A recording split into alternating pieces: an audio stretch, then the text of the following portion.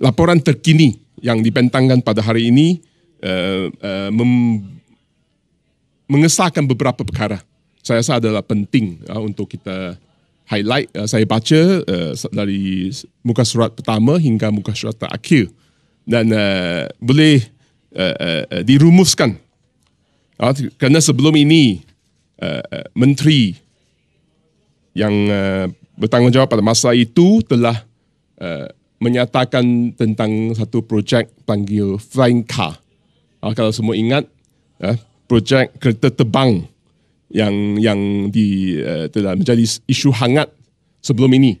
Dan saya membaca laporan PAC hari ini menjelaskan, clarify beberapa perkara yang penting.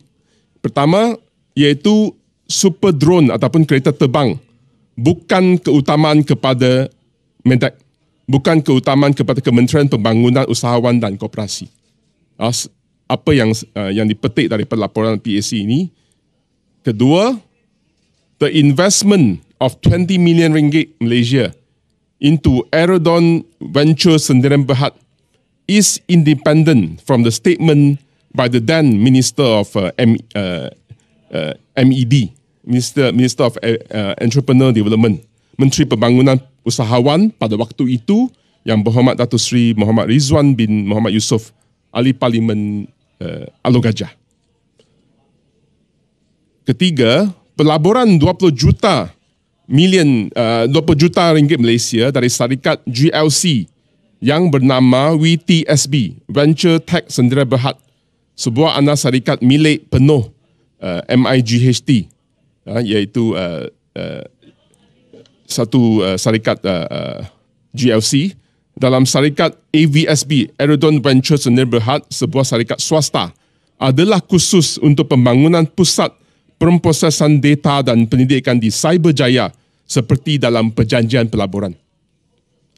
20 juta wang awam itu untuk tujuan pembangunan pusat pemprosesan data dan pendidikan, dan bukan untuk Flying Car. Penemuan ini penting kerana kita kata, dan Jabatan Audit Negara telah menjalankan audit terperinci ke atas MIG, Malaysian Industry Government Group for High Technology. Ini adalah sebuah syarikat GLC dan didapati tidak wujud isu penggunaan 20 juta ringgit ini pelaburan dalam pembangunan kereta terbang. Maksudnya, dana awam 20 juta ini daripada MIGHT, kemudian kepada WTSB iaitu anak syarikat dia, kemudian kepada syarikat swasta AVSB, ialah untuk tujuan pembangunan proses pusat pemprosesan data dan pendidikan, dan bukan untuk Flying Car. Saya rasa penemuan ini penting.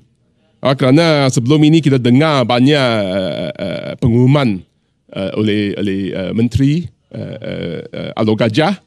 Beliau buat banyak pengumuman, dan keterangan proceeding ini khasnya penting. Keterangan proceeding dalam buku ini bahawa investment of 20 million ringgit Malaysia into Aerodon Ventures is independent from the statement by the then Minister of MED. Ini adalah satu statement yang kuat untuk menafikan statement terdahulu oleh Minister MED yang mengelirukan orang ramai. Dan saya sebagai ahli parlimen, saya menggunakan platform ini ingin mengingatkan kepada menteri-menteri bahawa perlu laksanakan due diligence. Kajian penuh serta kelulusan penuh perlu dijalankan sebelum pengumuman mana-mana projek besar. Mana-mana projek besar perlu ada due diligence, ada kajian penuh serta kelulusan penuh. Kalau tidak, pengumuman sedemikian akan mengelirukan orang ramai.